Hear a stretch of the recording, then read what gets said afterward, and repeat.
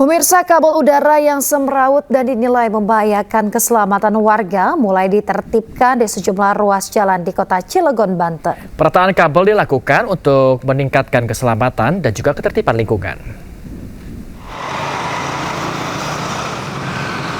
Pemerintah Kota Cilegon memulai penataan kabel jaringan dengan sistem bawah tanah. Wali Kota Cilegon, Robinsar, melakukan pemotongan kabel udara sebagai tanda dimulainya kegiatan penertiban. Dalam pelaksanaannya, penataan dilakukan dengan melibatkan penyelenggara jaringan telekomunikasi untuk pemasangan kembali kabel melalui sistem bawah tanah. Penataan difokuskan pada pada ruas jalan utama dengan total panjang sekitar 14 km. Pekerjaan ditargetkan rampung dalam waktu 1 bulan. Dan pada akhir Januari 2026, kabel ditargetkan tidak lagi menggantung di udara. Kabel ya, karena memang instalasi bawah tanahnya sudah siap dari Abjatel dan juga Abji. Yang ini menandakan bahwa ini akan segera kita turunkan dalam tanah bertahap ya. Kita memang butuh proses karena memang kabelnya sangat banyak. Kurang lebih kita beresnya ke 14 km Bu ya. 14 km ini kanan kiri jalan yang kita benahi. Menteri Lingkungan Hidup beri sanksi kepada pemerintah Tangerang Selatan karena tidak bisa mengurus sampah di wilayahnya. Dan tak hanya itu pemirsa, Menteri Lingkungan juga mengklaim Tangerang Selatan, Kota Tangerang dan Kabupaten Tangerang sebagai kota kotor atau tidak layak mendapatkan predikat Adipura.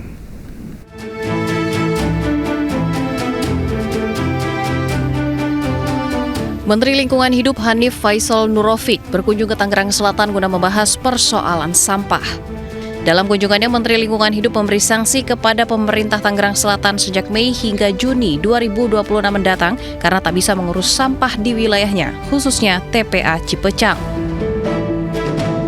Meski saat ini baru sanksi administrasi, namun nantinya pemerintah Tangerang Selatan akan mendapatkan sanksi pidana 4 tahun penjara bila mana tak bisa urus persoalan sampah hingga Juni 2026 mendatang.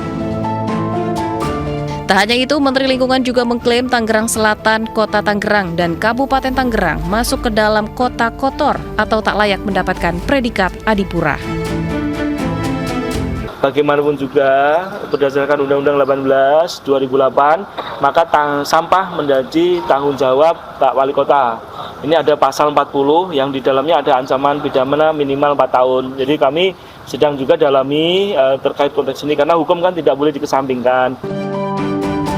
Hingga kini kondisi TPA Cipecang masih ditutup dari penerimaan pembuangan sampah dan kini pemerintah Tangerang Selatan terpaksa memanfaatkan TPS 3R untuk menampung sampah-sampah dari masyarakat. Dari Tangerang Selatan, Banten, Nunung Purnomo, iNews melaporkan.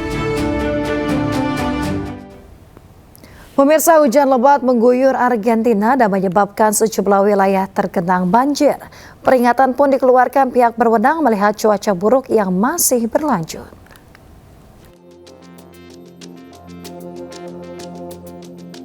Badai hujan yang memecahkan rekor melanda Provinsi Corrientes, Argentina memicu banjir parah. Lingkungan terendam banjir dan mobil-mobil terjebak di pusat provinsi, sementara orang-orang berjalan di sepanjang jalan yang terendam banjir. Curah hujan hingga 300 mm tercatat dalam beberapa jam terakhir, terutama di ibu kota provinsi dan kota-kota terdekat. Badai tersebut memaksa setidaknya 150 orang meninggalkan rumah mereka dengan para pengungsi ditampung di sekolah, pusat komunitas, dan ruang publik lainnya. Sementara pemerintah kota meluncurkan operasi bantuan sosial dan kesehatan mendistribusikan paket makanan, kasur, dan perlengkapan penting. Badai tersebut juga menyebabkan gangguan logistik yang meluas dengan para pejabat dan warga menyebutkan sistem drainase yang tersumbat sebagai faktor di balik besarnya kerusakan.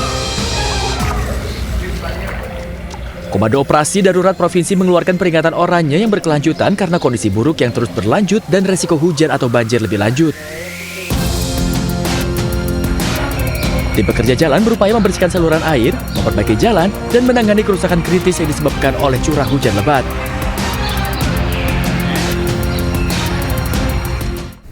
Pasukan Israel menghancurkan bangunan yang berisi 13 apartemen yang dihuni sekitar 100 warga. Penggusuran ini dilakukan dengan dalih bangunan tidak memiliki izin.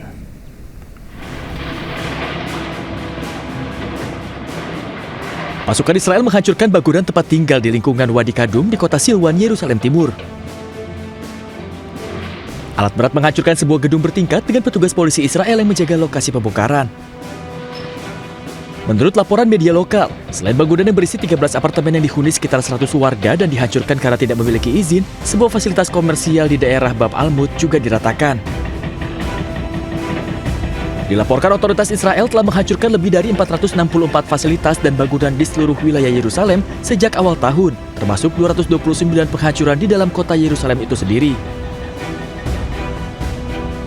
Pemerintah Provinsi Yerusalem menggambarkan pembongkaran tersebut sebagai kejahatan perang dan kejahatan terhadap kemanusiaan, dan mengklaim kebijakan sistematis yang bertujuan untuk secara paksa menggusur penduduk Palestina dan mengosongkan Yerusalem dari penduduk aslinya. Sementara itu, Hamas mengklaim bahwa penghancuran bangunan tempat tinggal tersebut adalah operasi pembongkaran dan penggusuran massal terbesar yang menargetkan keberadaan Palestina di kota tersebut. Israel belum mengeluarkan komentar resmi mengenai insiden tersebut.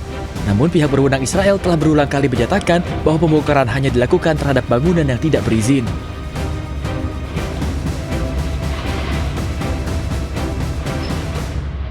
Kita ke informasi lainnya, pemirsa. Puncak arus mudik libur Natal dan Tahun Baru lalu lintas di Jalan Kalimalang, Bekasi ramai lancar. Petugas bersiaga untuk atasi kepadatan lalu lintas.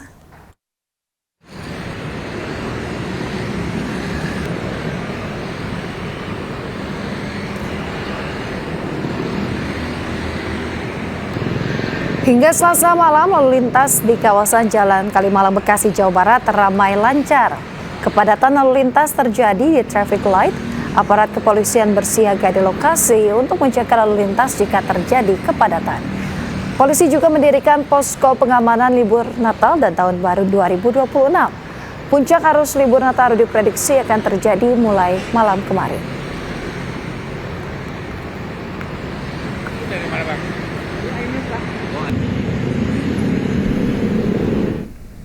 Sementara itu, lalu lintas di gerbang tol Cikampek Utama terpantau ramai lancar. Belum terjadi kepadatan kendaraan di puncak libur Natal dan Tahun Baru ini. Hingga pukul 19 malam, pemirsa, lalu lintas di gerbang tol Cikampek Utama ramai lancar. Tidak ada antrean kendaraan di gerbang tol Cikampek Utama. Polisi sudah menyiapkan rekayasa lalu lintas yang bersifat situasional untuk hindari kemacetan.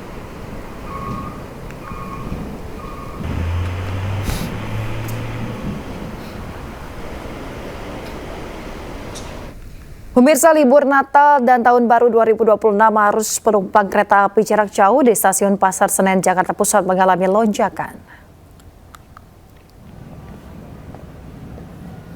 Sejak siang hingga Selasa malam, para calon penumpang kereta api memadati area keberangkatan untuk menuju berbagai daerah. Berdasarkan data Daup 1 Jakarta, Selasa pagi tercatat 16.528 penumpang naik melalui Stasiun Pasar Senen, sementara 13.237 penumpang turun di Stasiun Pasar Senen. Selama masa angkutan Natal dan Tahun Baru periode 18 Desember hingga 4 Januari 2026, KAI Daup 1 Jakarta mengoperasikan 1.732 perjalanan kereta.